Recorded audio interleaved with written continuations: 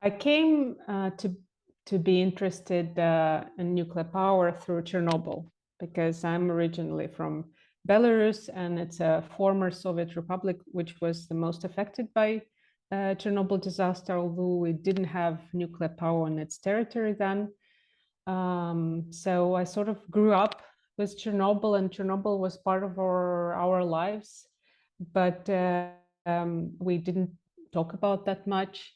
And so when I came to study to France, I was surprised how much Chernobyl means for French people. So that made me thinking about why we are not interested to understand Chernobyl in Belarus and what's going on with the memory of Chernobyl in Belarus. And that's how I got interested in this topic. And after writing my dissertation on the memory politics of Chernobyl disaster, I started to be interested more in longer history of nuclear energy and nuclear technology in general in Belarus and in former Soviet countries and in the world.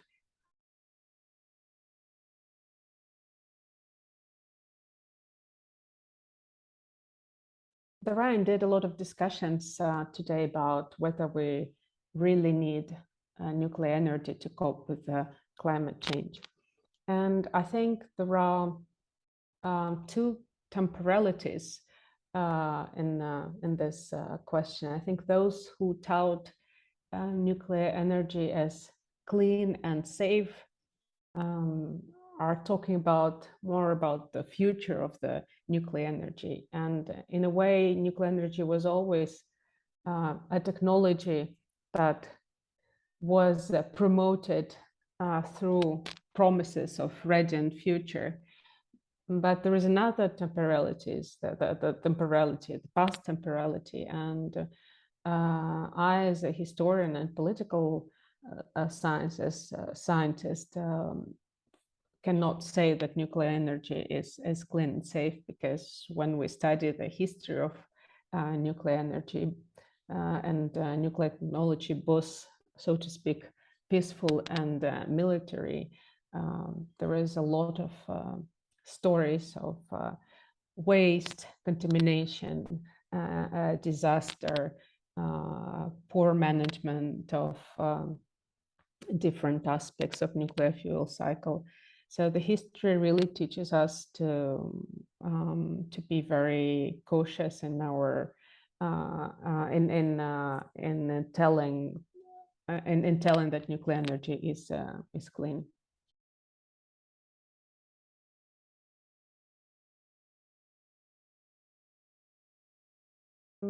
From the history, we learn that governments become interested into solving this question, then there is a really pressure from the public.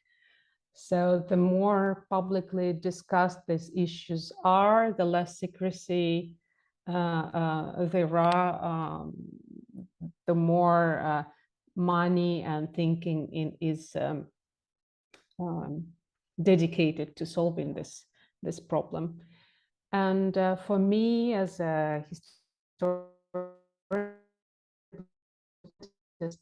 task is in a way to make these problems visible in the public sphere, and also to understand how certain aspects and certain type of wastes are invisibilized in the public sphere. For example, today we really focus a lot on finding a final solution to the high-level waste problem.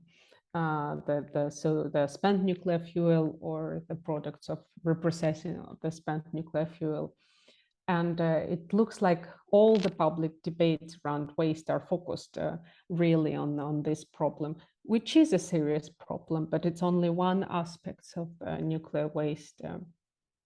And there are other aspects of it, especially from historical point of view, the accumulated waste that also need to be solved, but they're not discussed as much as the spent nuclear fuel.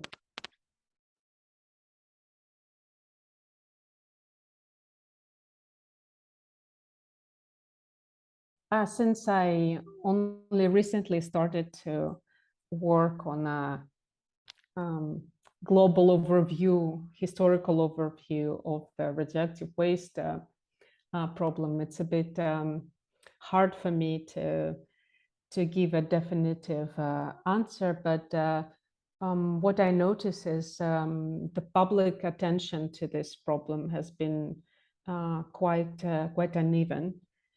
So there are periods in time, maybe they depend on some specific political, geopolitical, social context where there is really a lot of public attention suddenly to particular aspect of that problem, but then the problem again reframed as mainly technical, and the public agrees sort of with that.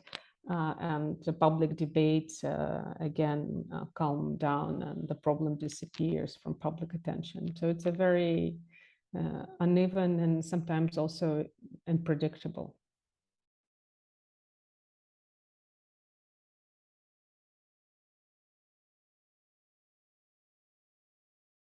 I think historically, the decision to site a nuclear power plant has usually encountered much less public resistance than the decision to site a nuclear waste repository, for rather clear reasons that nuclear plant will produce energy, will create jobs. It's something, it's a prestigious enterprise, which of course is safe, as its promoters always claim.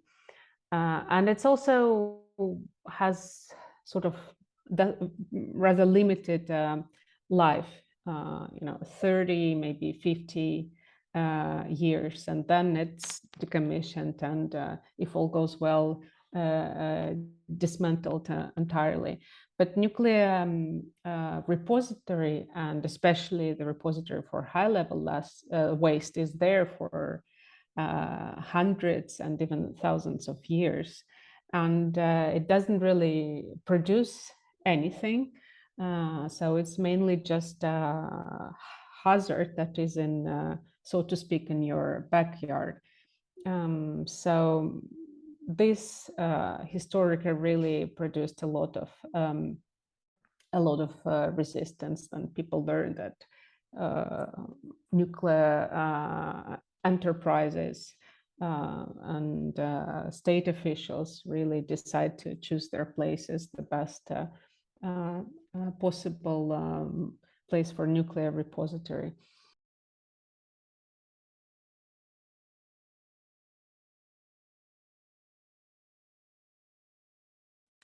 It's a very interesting and complex question. And there is something that is, for me, obvious, but it's sort of completely hidden, is the fact that, so we talk a lot about European dependence on Russian oil and Russian gas, but very little, we hear very little about European dependence on Russian nuclear technology, on uranium, on enrichment, and on the nuclear fuel. For instance, there are several, a dozen of Soviet design reactors in the country of Central and Southern Europe that use nuclear fuel fabricated by Russia. But there are also other technological dependencies between Russia and other countries in the world, and in Europe in particular. But this is something that is not discussed. And although Russia basically, has stolen a nuclear power plant, and is shelling this nuclear power plant and creating an extremely dangerous situation, and European countries, international organizations, first of all, International Atomic Energy Agency, were basically incapable to do anything about this very serious risks. But even in this context, the sanctions against the Rosatom, Russian nuclear enterprise, are not discussed. Some countries like Czechia and Finland started to cut ties with Russian nuclear enterprise, but otherwise this subject is very little discussed. So I do think it will impact nuclear industry a lot, but for now what we see is that the risk of this impact, the nuclear industry tried to sort of contain this damage, and instead promotes nuclear energy as the alternative to Russian gas and oil.